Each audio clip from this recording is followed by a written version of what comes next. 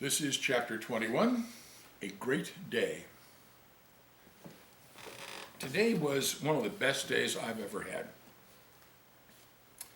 It started as soon as we got done with camp. I asked Nathan if he wanted to come over because I had some cool stuff for him. What kind of cool stuff, he asked. Cool stuff. Trust me. Okay, sounds good. When camp was over, we headed back to my house. Since Nathan didn't have a bike, we took turns riding mine. I would ride for a block, and he would run, then he would ride for a block, and I would run.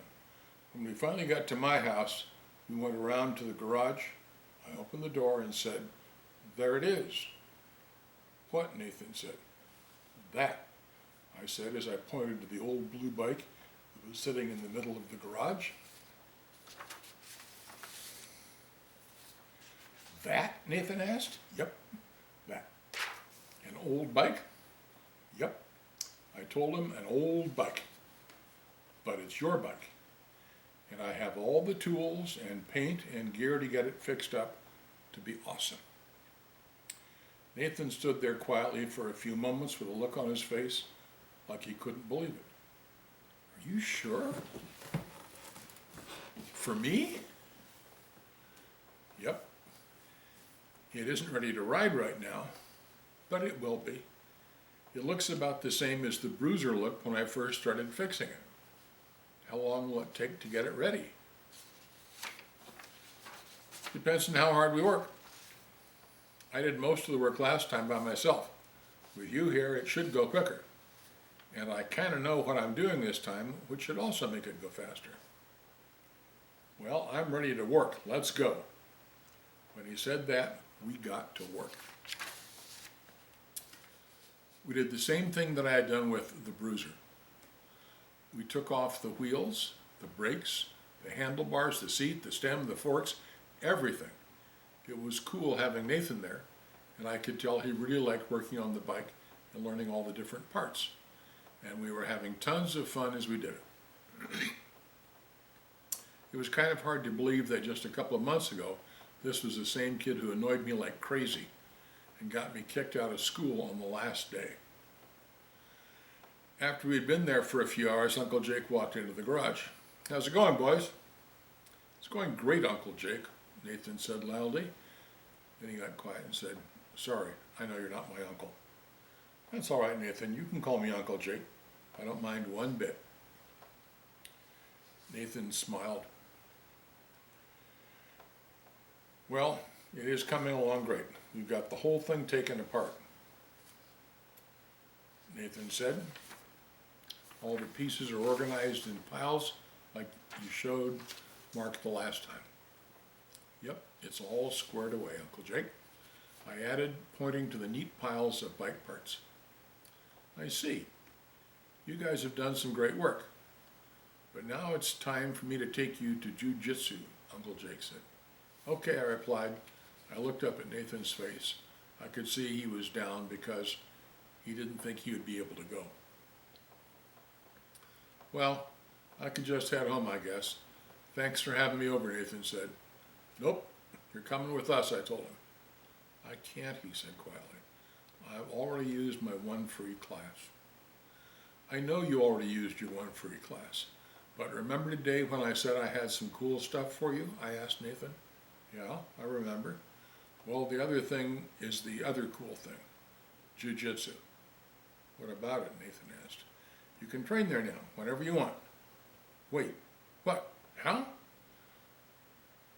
"Well, I know you really liked training there the other day, and Coach Adam noticed that you liked it a lot too. And since I had a little extra money from working, and Uncle Jake always wants kids to learn jiu-jitsu, we were able to get a really good deal for your membership." "I'm a member?" Nathan asked, sounding thrilled. "Awesome! Thank you!" "Well, there is a little catch," I told him. All of a sudden, Nathan looked very serious, like maybe it was too good to be true. "What's the catch?" he asked. "Well, since I couldn't pay the full price for the membership, I told Coach Adam that we would clean the mats, the bathrooms, the locker rooms, pretty much everything to pay for your training. Nathan looked surprised. That's it? He asked. That's the catch? That's awesome. Yes, we have jobs at a jiu-jitsu academy. Awesome! And that was it. We washed our hands, which were covered in dirt and grease and rust from taking apart the bike, grabbed a couple of my jiu-jitsu gis, and headed to the academy. Remember what a jiu-jitsu gi is? That's that funny suit that they wear when they practice jiu-jitsu, and also karate and judo and a lot of other martial arts. When we got to the gym, we were a little early. Coach Adam had us sweep the floor and take out the garbage from all the different trash cans before class. He was really cool, and we were happy to be there. Then the class started. We warmed up and learned some moves, and then it was time to train. I practiced a few moves, then Coach Adam put me in the shark tank. That sounds scary. The shark tank is what Coach Adam does when you are getting ready to compete. During the shark tank, I had to stay in the middle of the mat, grappling against the other kids one at a time. About every minute, Coach would send in a fresh person who was not tired at all. After about 5 minutes, I was really tired. After 10 minutes, I was exhausted. And after 15 minutes, I thought I was going to pass out. But I saw Uncle Jake was watching, and I thought, no way.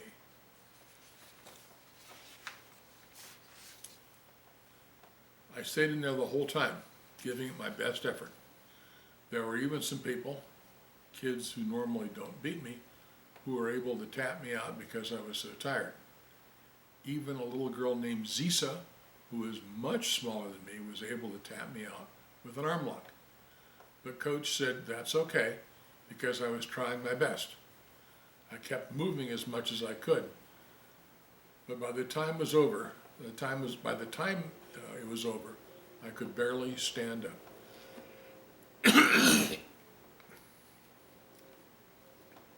But I did stand up. I shook everyone's hand, and Coach Adams said, "Nice work, Mark. As long as you can fight that hard in the tournament, I'll be happy."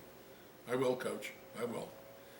And with that, Nathan and I walked off the mat to where Uncle Jake was waiting.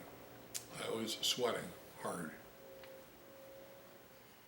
We got in the car, and Uncle Jake started driving. I was too tired to talk, so I was just kind of sitting there. Then Nathan said, "That was really cool to watch, Mark. You did awesome." "Thanks, Nathan," I said.